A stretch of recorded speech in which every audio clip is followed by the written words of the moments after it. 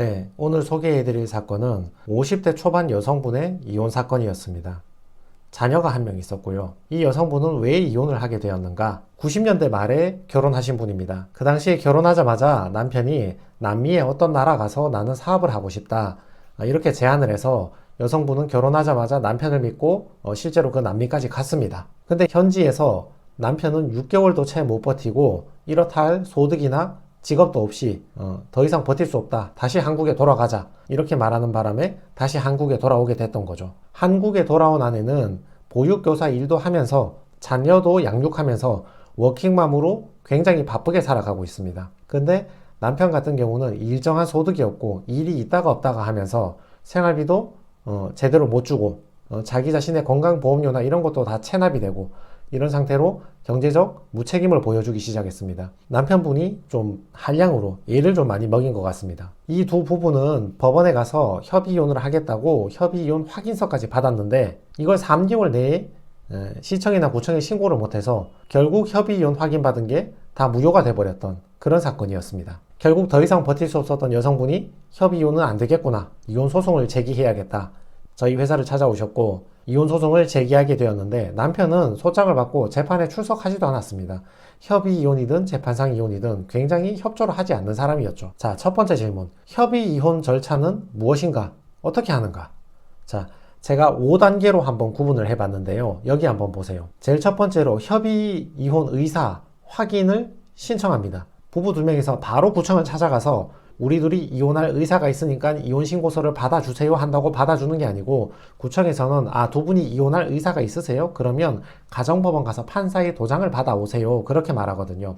그래서 협의 이혼할 생각이 있다면 사모님하고 남편분이 두 분이서 가정법원에 찾아가서 우리 부부 사이에 협의 이혼할 의사가 있습니다, 이 신청서를 낼 테니까 도장을 찍어주세요 하고 신청을 해야 됩니다. 그리고 두 번째는 숙려기간을 보내야 됩니다. 성급한 이혼을 막기 위해서, 섣부른 이혼을 막기 위해서 일정 기간 시간을 주는 거죠. 그리고 세 번째는 친권, 양육권 합의서를 제출해야 됩니다. 우리 둘이 부부는 이혼하겠다고 마음을 먹었는데 자식 관계에 대해서는 모르겠다, 뭐 남편이 키울 수도 있고 아내가 키울 수도 있고 뭐 고아원에 보낼 수도 있고 뭔지 아무것도 결정을 못했다, 이러면 가정법원 판사가 둘이 이혼하라고 도장을 안 찍어줍니다. 아무리 협의 이혼이고 둘이서 자유롭게 결정한다 해도 자녀 양육에 대해서, 자녀의 복리 증진에 대해서 제대로 결정이 안 돼버리면 가정법원 판사님이 도장을 안 찍어줍니다. 부부 두 명이서 누가 키울지, 양육비 얼마 줄지 그것까지 합의를 다 해서 그 합의서까지 제출을 했다, 그러면 그때 가정법원에서 날을 잡고 부부 두 명이 법원에 출석하면 두 분의 협의 이혼 의사는 확실한 것으로 확인합니다 하고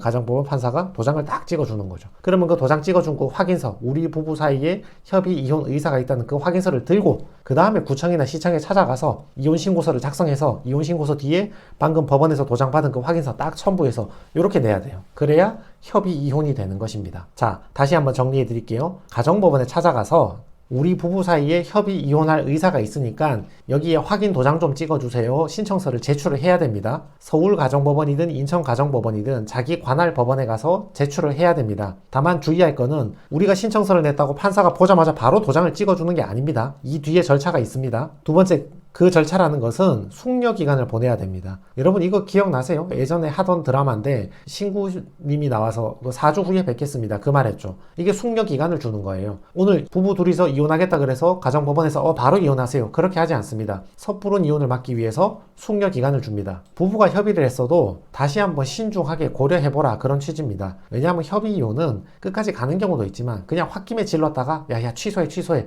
이런 경우도 많이 있잖아요. 그러니까 생각할 시간을 주는 거죠. 당연한 얘기지만 미성년 자녀가 있으면 그 숙려 기간의 길이는 더 길어지겠죠. 자녀의 인생까지 크게 달라지니까. 미성년 자녀가 있으면 3개월의 숙려 기간을 주고, 애가 다 컸거나 아니면 애가 없거나 이러면 1개월의 숙려 기간을 줍니다. 그 다음에는 친권, 양육권 협의서를 제출해야 된다 그랬죠. 우리 부부가 협의 이혼한다고 서로 합의봤는데 애는 누가 키울지 결정도 못했고 양육비는 얼마 주고받을지 결정도 못했는데 일단 이혼부터 하겠다. 당연히 판사가 도장을 안 찍어주겠죠. 그런 건 찍어주면 안 되죠. 적어도 부부 둘 사이의 이혼 문제는 둘이 알아서 결정해서 판사가 도장 찍어주면 그만이라 쳐도 자녀에 대한 복리나 최소한의 생계에 대한 문제는 해결하고 들고 와서 이혼을 시켜달라고 말을 해야 법원에서도 협조를 해주는 거지, 대책도 없이 오면 도장을 찍어줄 수가 없는 거죠. 이게 이제 자녀의 양육권과 친권에 대한 협의서입니다.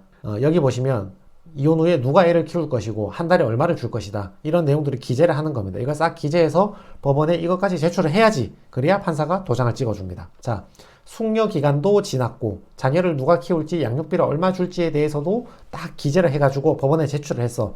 그러면 이제 가정법원 판사가 도장을 찍어주겠죠. 알겠습니다. 두 명은 정말 협의 이혼을 할 의사가 맞군요. 도장 찍어드리겠습니다. 딱 찍으면 이게 나오는 겁니다. 확대를 한번 해서 봅시다. 여기 어디 법원 확인서 이렇게 돼 있죠.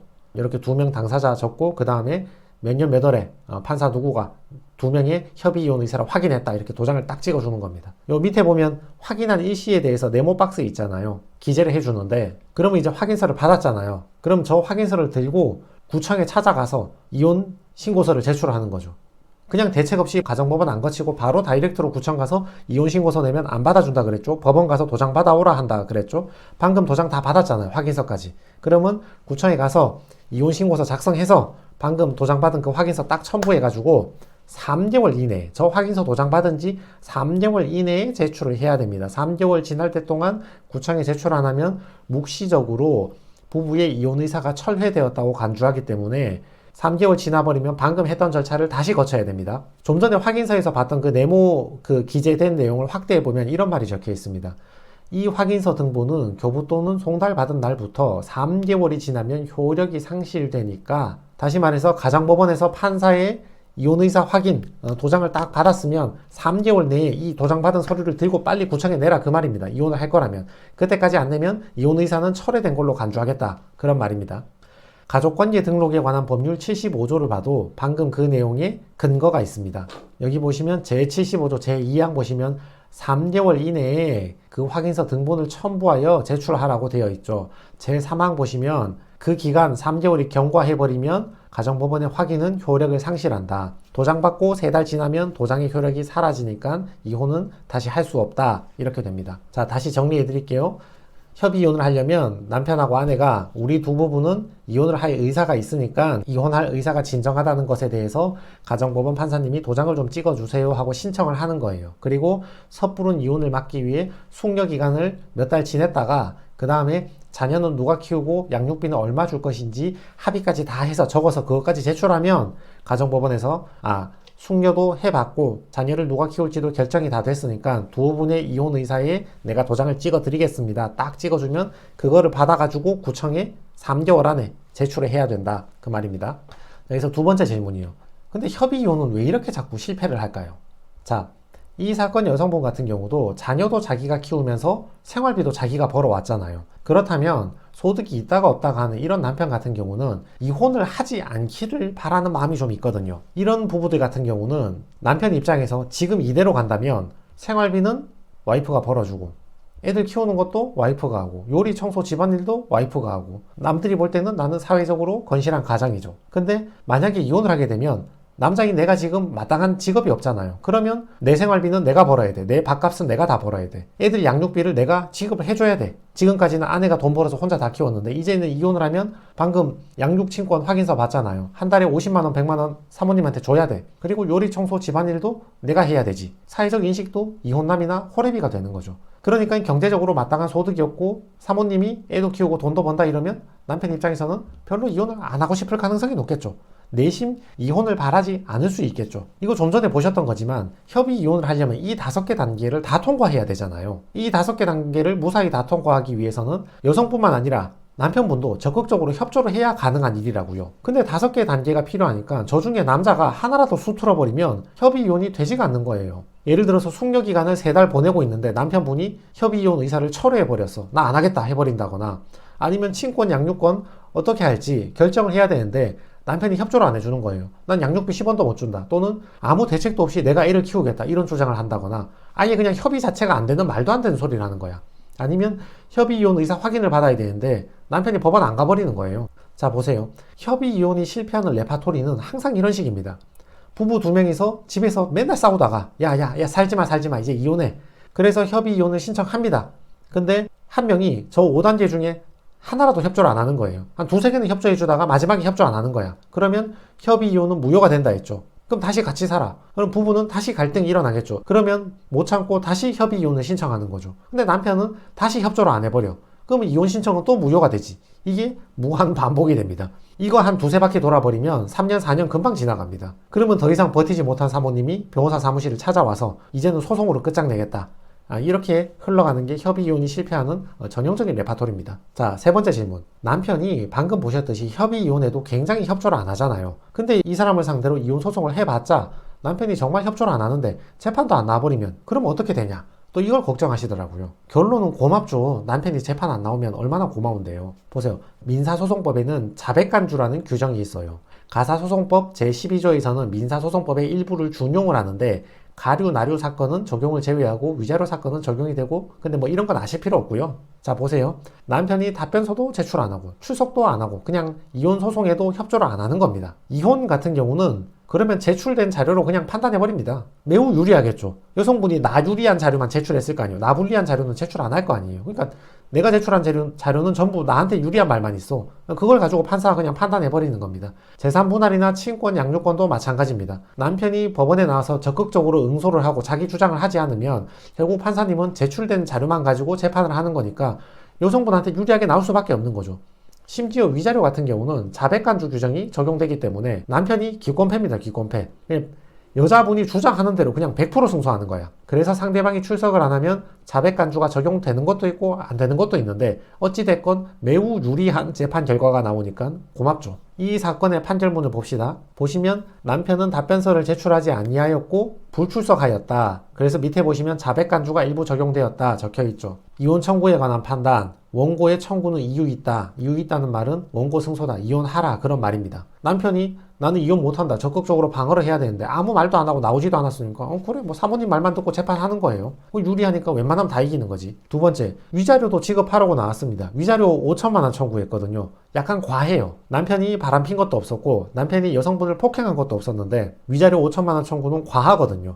근데 상담할 때 제가 여성분한테 들었잖아요. 남편분이 협의이혼도 굉장히 비협조적이고 이혼 소송을 해도 출석 안 할 가능성이 있다. 그 말을 들었잖아요. 그러면 5천만 원 그냥 적어버리는 거죠. 남편 어차피 안 나올 거니까. 그러면 밑에 자백간주 돼 있죠. 위자료는 자백간주가 적용이 되니까 남편이 안 나오면 여성분이 청구한 100% 그대로 인정을 받습니다. 그래서 위자료 5천만 원 그냥 나왔습니다. 재산분할 50%. 요거는 여성분이 제출한 자료를 가지고 판사님이 판단을 한 건데 혼인기간이 길었기 때문에 반반 나눠라. 이렇게 결론이 나왔습니다. 그리고 과거 양육비까지 싹 다 받았죠.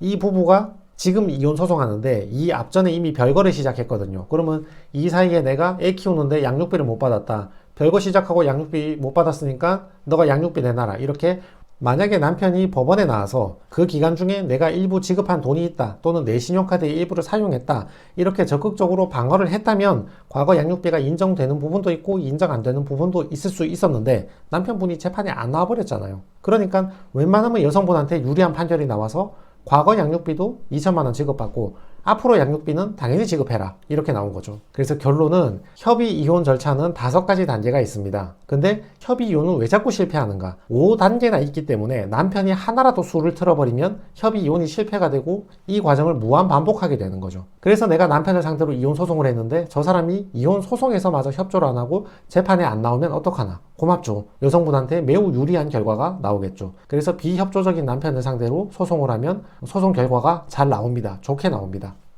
협의이혼이 궁금하신 분들과 협의이혼이 뜻대로 되지 않는 분들에게 오늘 영상이 도움이 되었으면 좋겠습니다. 네, 이상입니다.